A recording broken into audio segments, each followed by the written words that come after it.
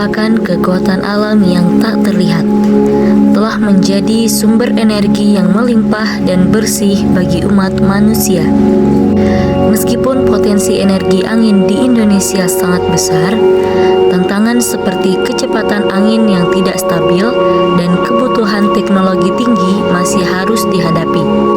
Namun, dengan inovasi seperti sistem kontrol cerdas dan turbin yang lebih efisien, PLTB siap menjadi bagian penting dari masa depan energi kita. PLTB Sidrap adalah bukti nyata bahwa Indonesia memiliki potensi besar untuk mengembangkan energi terbarukan.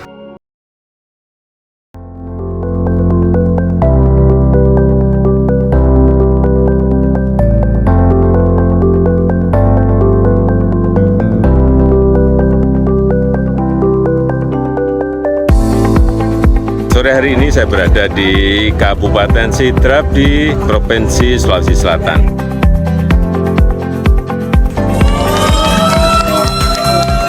Kita lihat di sini telah kita resmikan selesai pembangkit listrik tenaga Bayu sebesar 75 MW dan pembangunannya diselesaikan dalam waktu 2 tahun. Ini pembangunan sangat cepat sekali. Coba kita lihat.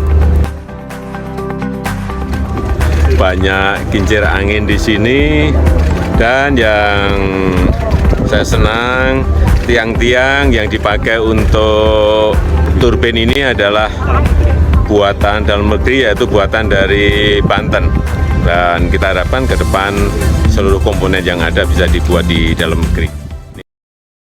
Mari jelajahi lebih dalam bagaimana PLTB bekerja dan bagaimana energi listrik yang dihasilkan tersebut dapat disalurkan ke rumah-rumah.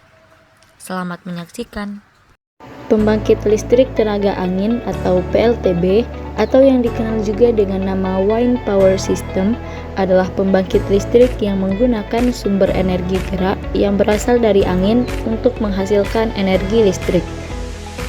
Untuk menghasilkan energi listrik, PLTB membutuhkan salah satu komponen seperti kincir angin atau turbin angin.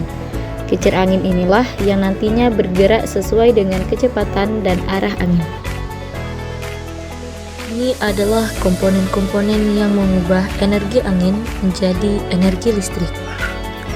Komponen ini terdapat pada nasel yang terletak di belakang turbin angin, berfungsi sebagai rumah atau penutup pelindung untuk komponen mesin serta peralatan lainnya. Selanjutnya kita akan membahas materi pertama, yaitu bagaimana PLTB dapat mengubah energi angin menjadi energi listrik. Energi mekanis dari angin akan membuat baling-baling berputar. Pada umumnya, putaran dari baling-baling lambat, antara 6 sampai 20 putaran per menit atau RPM. Namun, dengan bantuan gearbox yang berisi kumpulan gerigi, putaran pada baling-baling dari yang hanya puluhan RPM menjadi ribuan RPM, sekitar 1000 sampai 1800 RPM, sesuai yang dibutuhkan oleh generator. Kecepatan putar juga dikontrol oleh brake system atau sistem pengereman agar kecepatan putar tetap terjaga. Putaran yang dikontrol menjadi stabil tersebut digunakan untuk memutar rotor pada generator dan menghasilkan energi listrik. Generator menghasilkan listrik dengan tegangan rendah sekitar 690 sampai 700 volt. Tegangan listrik dari generator bersifat AC. AC pada generator merujuk pada generator arus bolak-balik yang menghasilkan listrik dengan arah arus yang berubah secara periodik mengikuti bentuk gelombang sinusoida. Tegangan dan arus listrik inilah yang kemudian disalurkan ke transformator.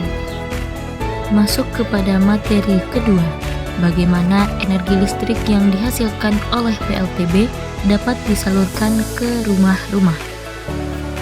Pertama, listrik akan disalurkan ke transformator step up yang ada di gardu atau unit PLTB untuk meningkatkan tegangan listrik dari 700 volt ke 20.000 sampai 33.000 volt atau 20 sampai 33 kilovolt.